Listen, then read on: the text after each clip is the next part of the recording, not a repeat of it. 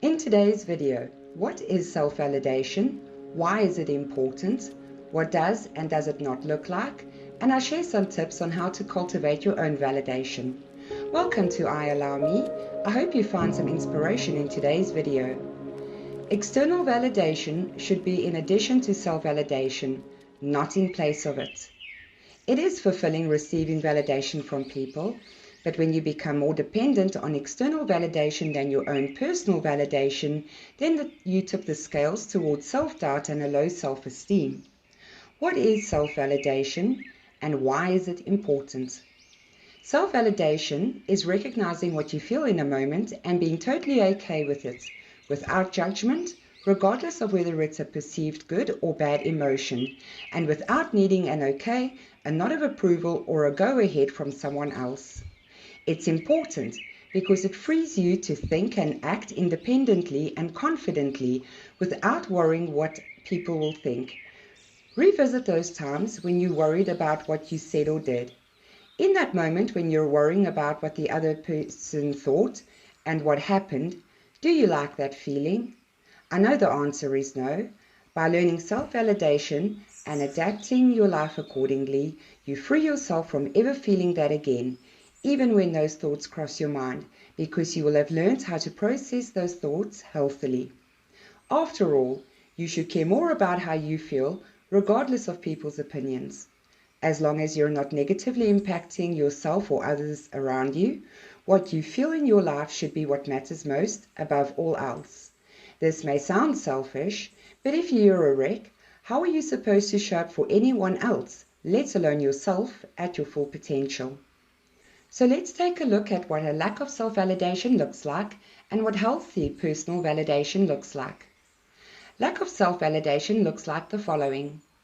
Generally, you won't act or decide on something unless you've received several people's opinions, even on something routine as what to wear when you're going out or even where to eat out.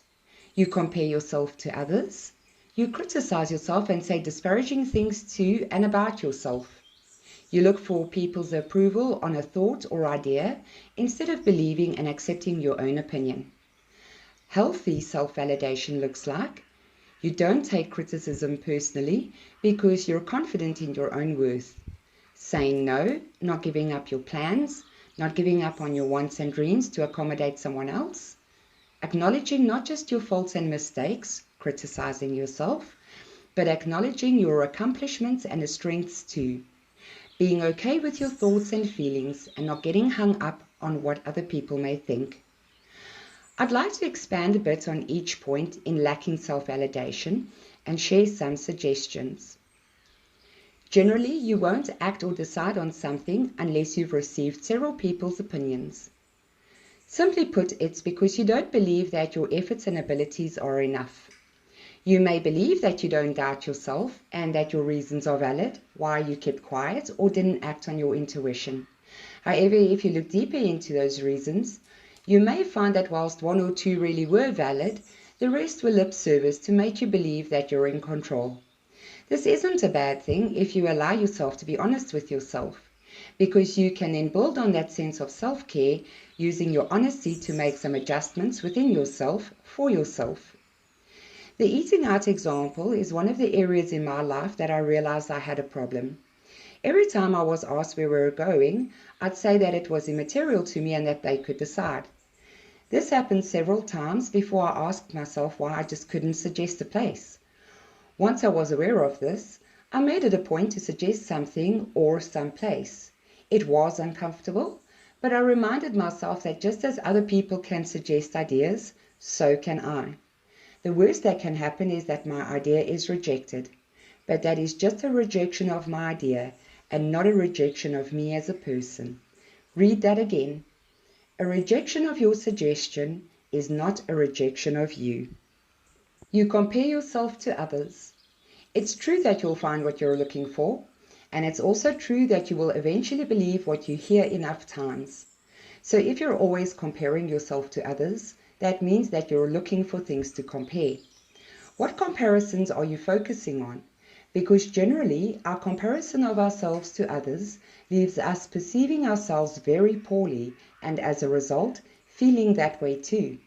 And if you keep up that train of thought, you will believe that you are not as worthy as the people around you.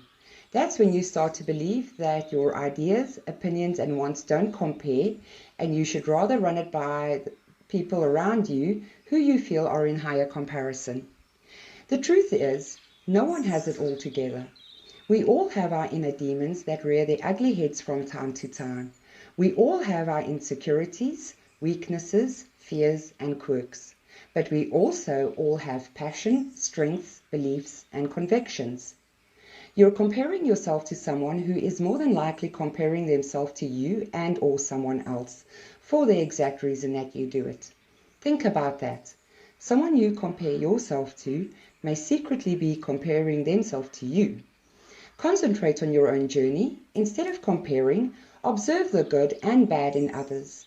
Emulate the good and change the bad if you recognize those negative traits in yourself. Comparison leaves you seething in the same place, and observation without bias is a building block to a better future. You criticize yourself and say disparaging things about yourself. It's very easy to spot our mistakes, misgivings, shortcomings, perceived weaknesses, and the list goes on. Do you speak to your closest loved ones that way? If not, why? List the reasons why you would never speak to your child, your partner, parents, or friends that way. Those should be the very reasons and more why you shouldn't speak to yourself that way. Criticizing yourself ties in with believing what you're told enough times, because whether you hear it from someone else or from yourself, your brain believes what it hears, and that transfers to your emotions on a subconscious level. It's like raising a child and telling that child that they're ugly and stupid every day. When you catch yourself chastising yourself or saying something disparaging, even as a joke, make a mental note of it and become aware that you're doing it.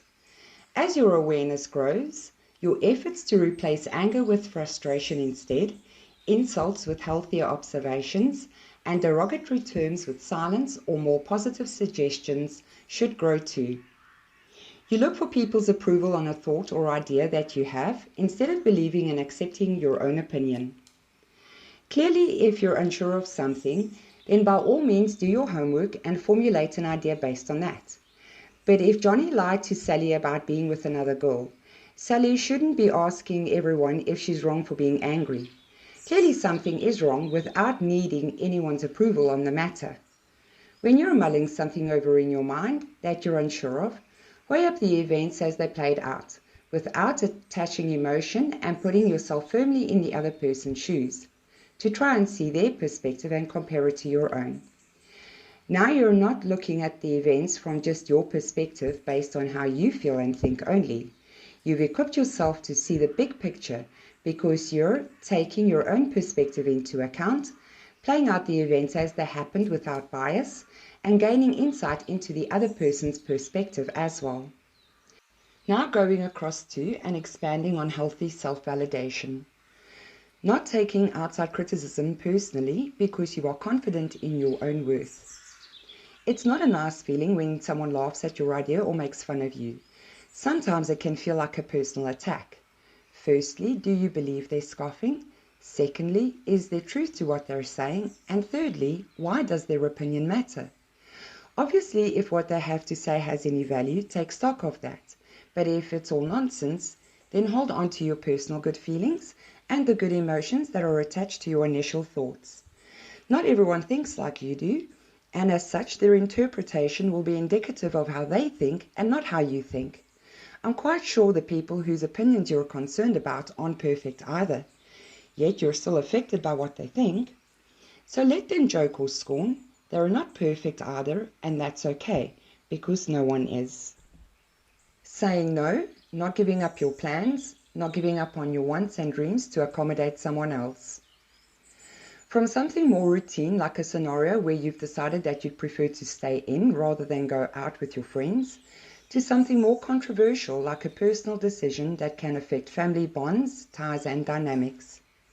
In the first scenario, where you've decided against going out, your friends call you, and instead of just saying, "No, I don't feel like it," and sticking to your decision, you end up dragging yourself out to accommodate them, without considering that they didn't accommodate the fact that you did not want to go out in the first place.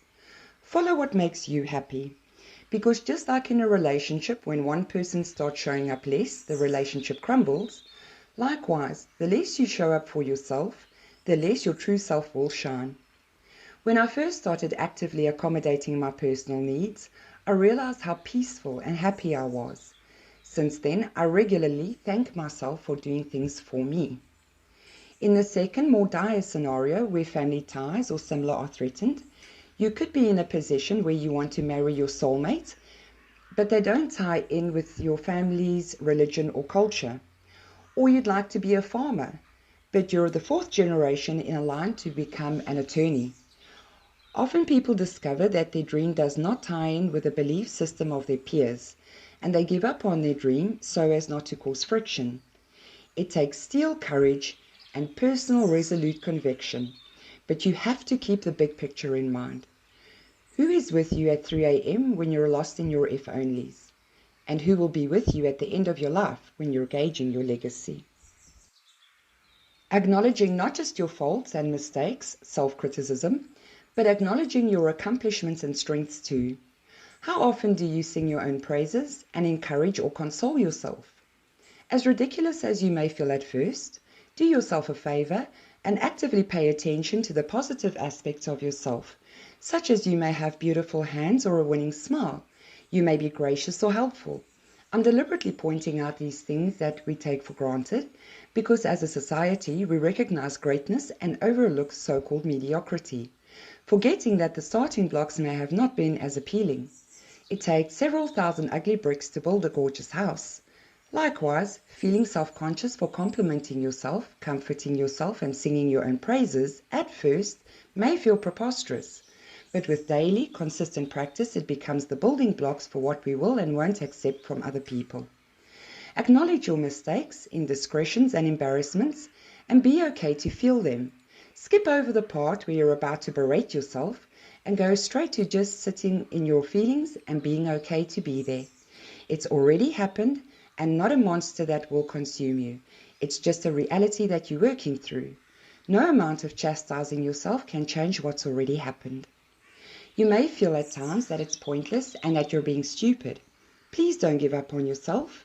It's not a radical change and it doesn't happen overnight. It's a process that happens slowly and quietly.